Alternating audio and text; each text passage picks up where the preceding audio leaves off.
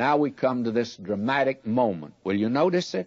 And Joseph was the governor over the land, and he it was that sold to all the people of the land. And Joseph's brethren came and bowed down themselves before him with their faces to the earth. Now Joseph has been watching for them. He knew they have to come. And there have been delegations there from all over the inhabited earth of that day. The famine was worldwide. And so he watches. Then lo and behold, here come 10 boys, 10 young men. And they all bowed down before him, got right down on their faces before Joseph. Joseph looks at those boys. He knows them. You wonder what he thought of. By the way, what do you think of? Remember the dream he had when he said that your sheaves will bow to my sheaf? Well, here it's taken place. They're all down on their faces.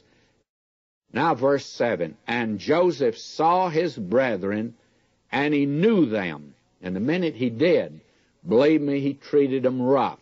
Why? Testing them. And you'll find out he's going to test them all the way through. But he made himself strange unto them, and spake roughly unto them. And he said unto them, whence come ye? And they said, from the land of Canaan, to buy food. Notice his penetrating questions.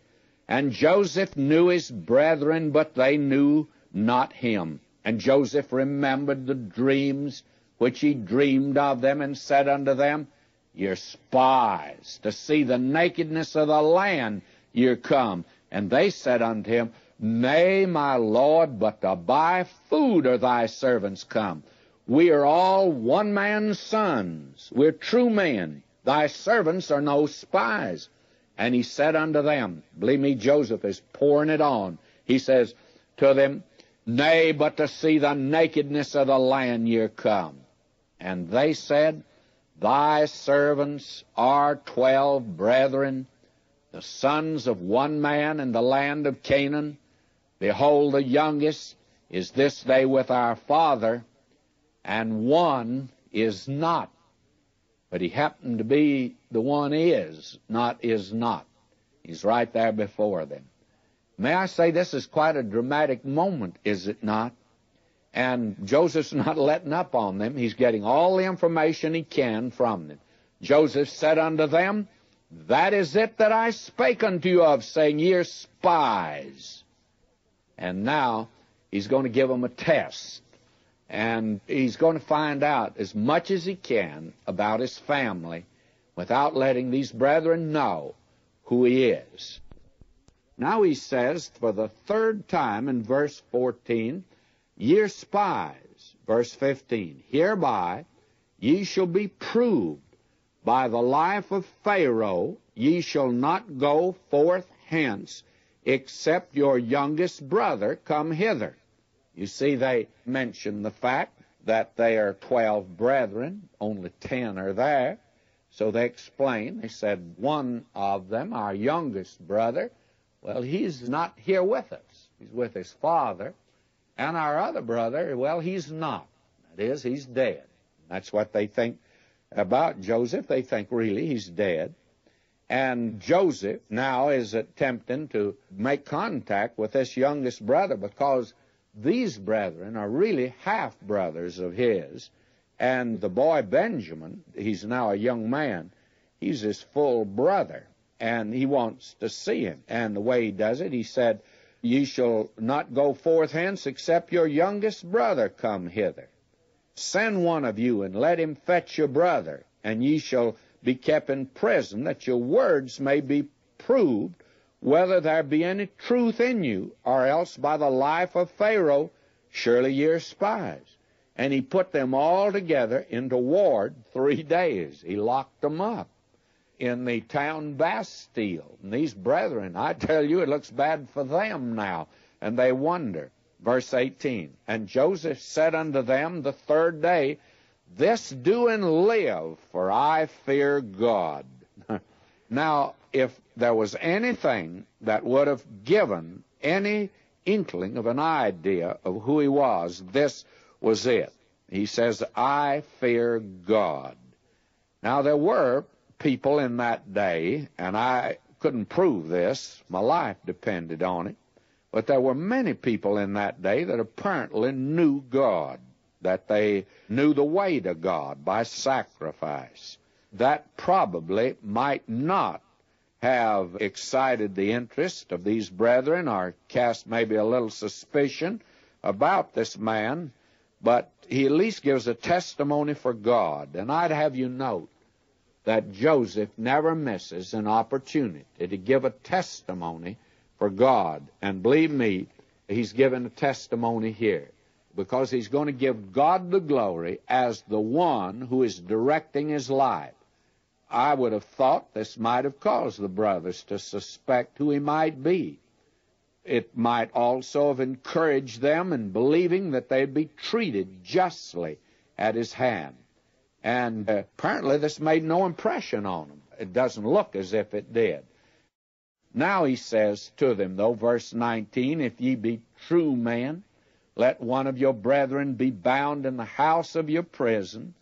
Go ye, carry corn for the famine of your houses, but bring your youngest brother unto me. So shall your words be verified, and ye shall not die. And they did so.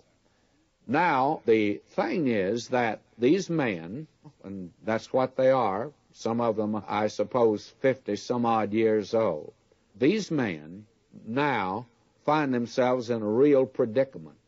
But they are being dealt with by one that fears God, but they are afraid because they don't know what he's going to do. So he has put on this sort of a proposition. He said, and it's on the pretext that he's testing them to see whether they be true men. He says, now you leave one of your brethren here, and then you bring your younger brother next time, or just don't come back. That's all. And he said, that is the way I'm going to verify whether you're telling me the truth or not. Now, will you notice? They said one to another, we are verily guilty concerning our brother, in that we saw the anguish of his soul when he besought us, and we would not hear. Therefore is this distress come upon us. So that what's taking place here is quite interesting. They're speaking in Hebrew, and Joseph, he understands them. But Joseph has been speaking to them through an interpreter. He didn't have to, but he did it because he is keeping up before them the fact that he's an Egyptian. And they do not think he understands. And when they are talking this over, Joseph hears them, actually, which is really a confession almost. Verse 22 now I'm reading. And Reuben answered them, saying, spake I not unto you, saying, do not sin against the child, and ye would not hear. Therefore, behold, also his blood is required. Now, they feel like what's happening to them is revenge, or the vengeance of God upon them for the way they treated Joseph. And verse 23, and they knew not that Joseph understood them, for he spake unto them by an interpreter. And he turned himself about from them and wept, and returned to them again and communed with them, and took from them Simeon and bound him before their eyes. Now the thing that happened was this. Joseph heard them, and he heard them how they now are repentant. They really are. They say, this thing is coming upon us because of the evil that we did to our brother Joseph. And now Joseph hears every bit of it. And Joseph is moved toward them now. Really, he'd love to have walked up to them and thrown his arm around each one of them and welcomed them and called him my brother. But he dares not do it because he'd never get Benjamin down there now, and he wants to test them further.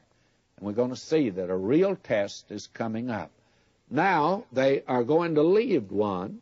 They left Simeon. Joseph, when he was so moved, he had to go aside and wept.